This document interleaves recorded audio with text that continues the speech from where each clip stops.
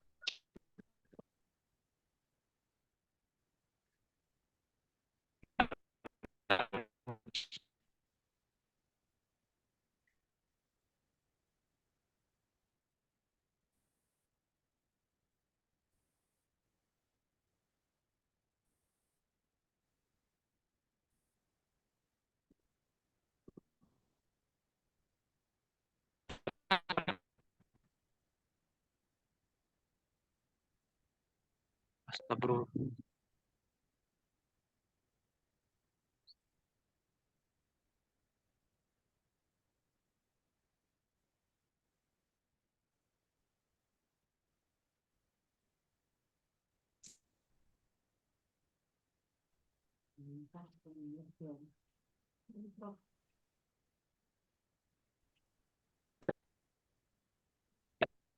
Bagaimana Mas Alan? Sudah apa belum?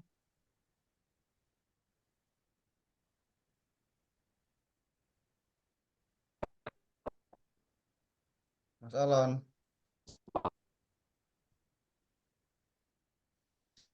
Sekarang ke Bapak. Sebentar.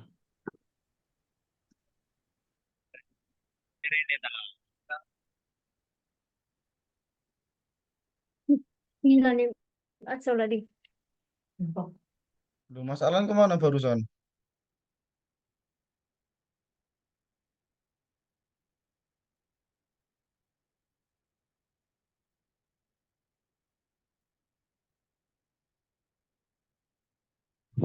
Halo, halo. Sudah enak suaranya? Sudah. Sudah. Oke, sorry. Agak nge-lag. Ayo, Sob, lanjut, Sob. Lanjut, nah.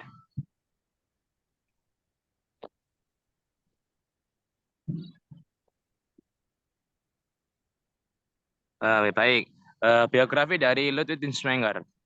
Ludwig Binswanger lahir pada tanggal 13 April 1881 di Kreuzlingen, Swiss.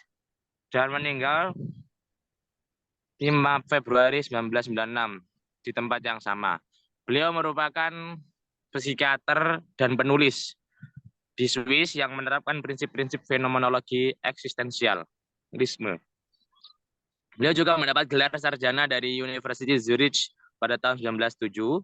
Beliau juga memiliki karya besar di dunia psikiater, yaitu Grand Formen an Erkenntnis. Itulah pokoknya.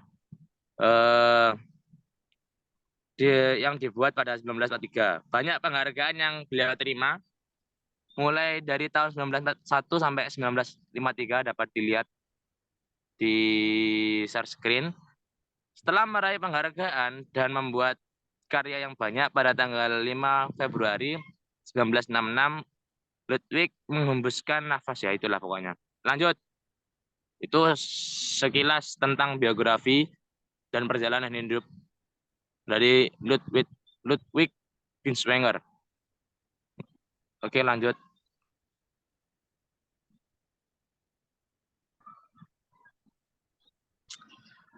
Untuk yang kedua yaitu tentang pengertian teori eksistensialisme.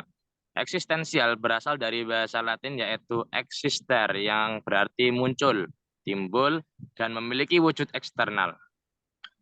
Atau yakni sesuatu yang berwujud dan menekankan pada makna sejati makhluk tersebut. Dengan kata lain, menjelaskan bahwa ia adalah makhluk yang berpikir, memilih, dan mengekspresikan dirinya melalui berbagai tindakan. Eksistensial muncul karena situasi pada zaman yang dimana keadaan antar negara-negara barat dipenuhi dengan kecemasan akan adanya perang. Tingkah laku manusia sangat mengkhawatirkan, kebencian merajalela dan agama dianggap tidak mampu. Akhirnya tumbuhlah adanya teori eksistensial di kehidupan yang mengajarkan tentang makna nilai-nilai kehidupan. Ya, mana-mana nilai-nilai kehidupan. Eksistensial juga sering dikaitkan dengan humanisme. Karena teori ini menganut paham yang menjunjung tinggi nilai, posisi, dan martabat seorang manusia. Lanjut. Ya, kita ketahui kan guys, untuk eksistensial. Eksis, jadi manusia tetap dianggap eksis gitu, mungkin.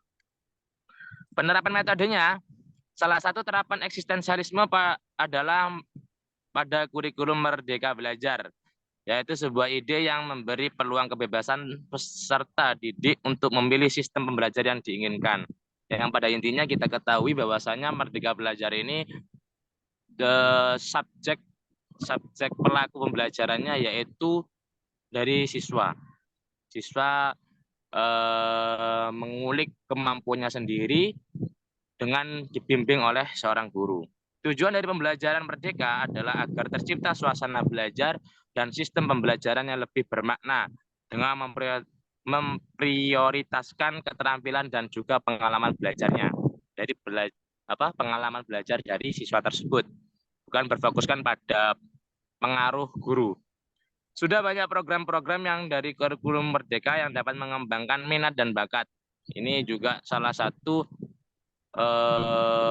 program dari pemerintahan Indonesia yang dianggap sesuai dengan teori eksistensialisme, yaitu pertukaran pelajar. Karena di pertukaran pelajar pun kita mengetahui bukan hanya kita menukar pelajar antar negara, antar nasional akan tetapi juga menunjukkan hasil belajar dari sekolah kita kepada sekolah yang kita ajak pertukaran tersebut. Magang, asistensi mengajar. Nah, asistensi belajar pasti kita akan melaksanakannya. Karena untuk FKIP sendiri kita kan pasti akan melaksanakan asistensi mengajar. Nah, itu termasuk menerapkan metode dari teori eksistensialisme, penelitian, perkemanusiaan, dan seterusnya. Lanjut. Bisa dilanjutkan oleh saudara Yusuf.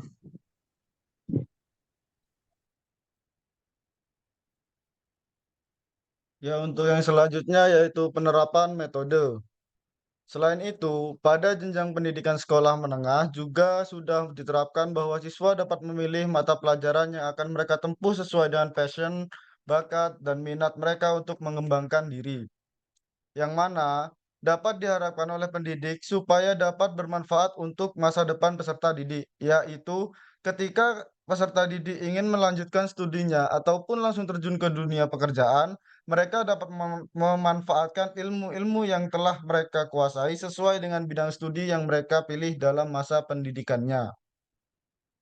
Selanjutnya, tetapi sebelum menentukan mata pelajaran yang akan mereka pilih, sekolah harus memperhatikan hal-hal yang telah dikatakan oleh Justin Fajarwati pada tahun 2022, yaitu sebagai berikut.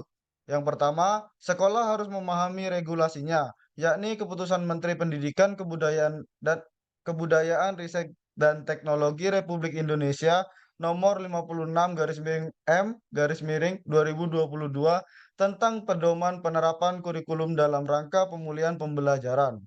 Yang kedua, sekolah sudah menentukan mata pelajaran pilihannya. Yang ketiga, sekolah juga harus sudah menentukan guru pengampu yang menguasai pada bidang mata pelajaran tersebut. Yang keempat, meminta para peserta didik untuk memilih salah satu mata pelajaran yang sudah disiapkan sekolah.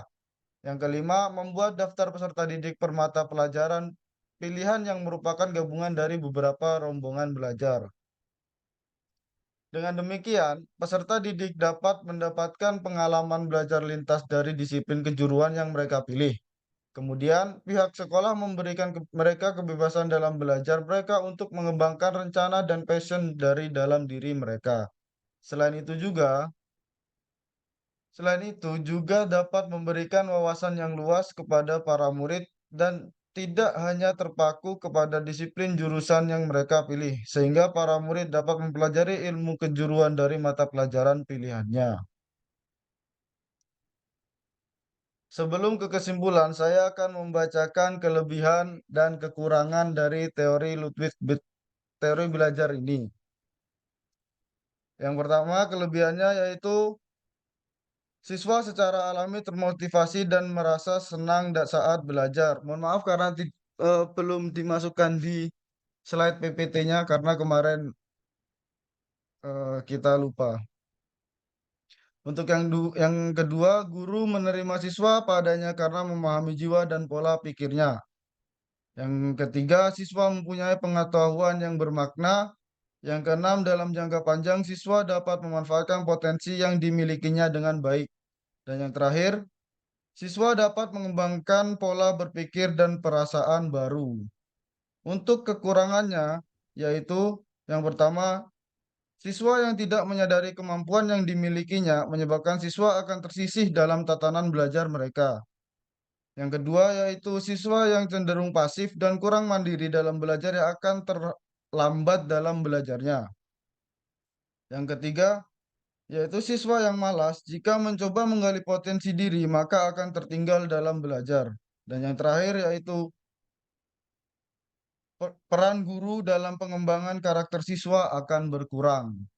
Jadi kesimpulannya, metode ini sangat efektif dan efisien dalam perihal pendidikan karakter, minat, dan bakat. Seperti contoh tadi ya, itu kurikulum Merdeka.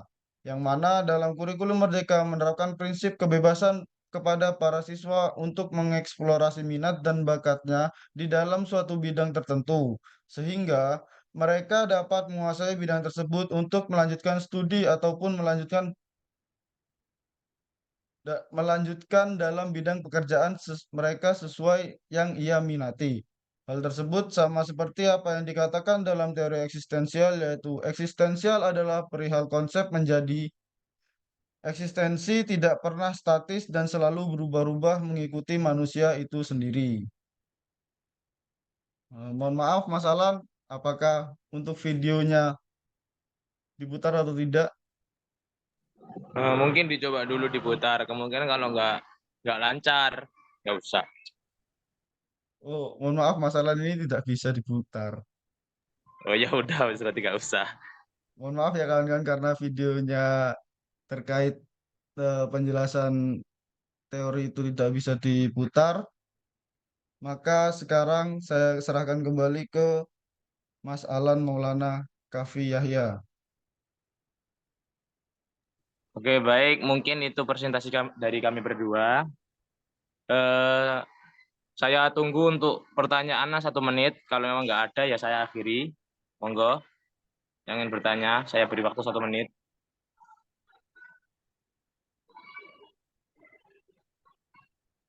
Oh, tidak ada, ya udah. Terima kasih. Saya rasa saudara-saudara sekalian telah memahami apa yang kami jelaskan dan sangat paham. Semoga presentasi kami dapat menambah ilmu bagi saudara-saudara Amin. dan bermanfaat bagi saudara-saudara. Mungkin itu saja presentasi dari kami berdua. Kurang lebihnya mohon maaf. Terima kasih sekali lagi saya ucapkan atas partisipasinya untuk mendengarkan bacotan kami berdua. Saya akhiri. Assalamualaikum warahmatullahi wabarakatuh. Waalaikumsalam Waalaikumsalam Waalaikumsalam warahmatullahi warahmatullahi wabarakatuh. wabarakatuh.